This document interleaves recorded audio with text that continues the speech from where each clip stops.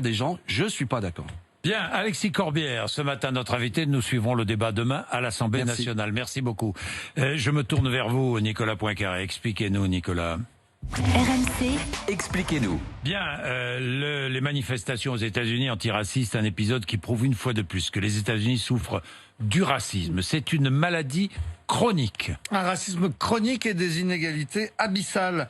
Un noir américain vit 3 ans et demi de moins qu'un blanc. Un noir américain a 2 fois de plus de risques en ce moment de mourir du coronavirus. 2 fois plus. Un noir américain a aussi 2 fois plus de chances d'être au chômage.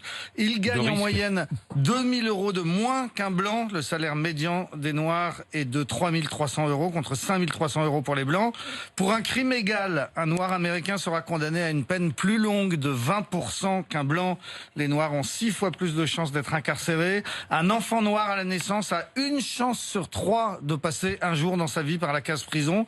Et d'ailleurs, 11% de ces enfants noirs à leur naissance ont un de leurs parents en prison. Oui. Sans parler bien sûr. C'est un risque, c'est pas une chance. Ouais. Hein, oui. Ouais, le risque, c'est un risque. Oui. Sans parler des violences policières, on en parlait hier, les victimes de bavures, on a donné les chiffres à population égale. 2 fois plus de noirs que de blancs sont abattus par la police. C'est le pays des inégalités raciales. Les blancs et les noirs vivent à côté mais pas ensemble. Ils ne vont pas dans les mêmes églises. Le dimanche matin, il n'y a pas un noir dans les églises blanches et pas un blanc dans les églises noires. Et c'est comme ça depuis toujours. Le racisme et la ségrégation qui font partie de l'histoire américaine, rappelons-la. Oui, alors et c'est pas de l'histoire ancienne. Hein. Tous les Américains d'aujourd'hui ont un parent ou un grand-parent qui a pu leur raconter ce qu'était la ségrégation, c'est-à-dire que lorsqu'ils étaient jeunes, eh bien dans les autobus, un noir devait se lever pour laisser sa place à un blanc. Jusqu'en 65, à l'entrée des parcs et jardins dans les États du Sud, on pouvait lire interdit aux chiens et aux nègres. Les noirs n'avaient pas le droit de boire dans les fontaines publiques, ni d'entrer dans la majorité des restaurants. Un blanc et un noir ne pouvaient pas partager un taxi. Il y avait des cimetières pour les blancs, des cimetières pour les noirs. Jusqu'en 64, les noirs n'avaient pas le droit de vote. Lorsque les noirs ont enfin obtenu le droit de s'inscrire à l'université dans les années 60, l'armée a dû intervenir à Little Rock pour disperser les étudiants blancs qui bloquaient l'accès. Et James Meterit, le premier noir qui a été admis à l'université du Mississippi, a dû être protégé par la police pendant toute la durée de ses études. En 67, un certain monsieur Loving, qui était blanc et qui vivait en Virginie, a voulu se marier avec son amoureuse qui était noire. Mais comme les mariages mixtes étaient encore interdits, eh bien ils se sont rendus à New York. À son retour, le couple a été dénoncé à la police par des voisins. Dès le premier soir, monsieur et madame Loving ont été arrêtés, jugés et condamnés à 1 an de prison, mais dispensés de peine s'ils acceptaient de quitter l'État. Ce qu'ils ont fait, ils ont ensuite porté plainte et ils ont gagné. C'est le fameux arrêt de la Cour suprême, l'arrêt Loving contre l'État de Virginie, qui a enfin autorisé les mariages mixtes. C'était en 1967. Obama avait 6 ans.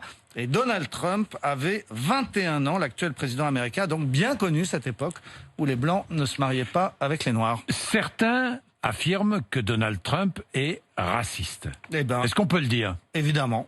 Sans aucun doute. Et encore ces jours-ci, il a déclaré: quand les pillages commencent, il faut commencer à tirer, ce qui n'est pas du tout une phrase neutre. C'est la citation exacte d'un chef de la police de Floride, extrêmement raciste dans les années 60. Il a aussi dit, en parlant de 4 femmes députées opposantes célèbres au début de son mandat, qu'elles repartent d'où elles viennent, alors que les 4 étaient naturellement américaines, puisqu'elles étaient parlementaires. À propos des émigrants mexicains, il a dit pendant la campagne: ce sont des violeurs, même s'il peut y avoir des gens bien parmi eux. Il avait confié à un biographe qu'il détestait l'idée d'avoir un comptable noir. Je hais l'idée qu'un noir puisse s'occuper de mon argent parce qu'ils sont tous paresseux. Et puis il y a cette histoire en 1989, je ne sais pas si vous vous souvenez de ces 5 très jeunes adolescents noirs qui avaient été arrêtés après le viol d'une joggeuse, le viol et le meurtre d'une joggeuse dans Central Park à New York.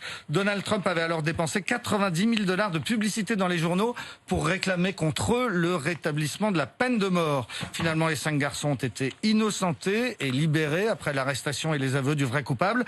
Donald Trump ne s'est jamais excusé et aujourd'hui encore, il dit que dans cette affaire, il y avait un doute alors qu'il n'y en a aucun. Et puis en 73, quand il a commencé sa carrière de promoteur aux côtés de son père, ensemble, ils ont été condamnés pour discrimination raciale parce qu'ils n'acceptaient pas les Noirs dans les immeubles qu'ils construisaient. Son père était un ancien membre du Ku Klux Klan, arrêté et condamné pour des violences dans les années 20.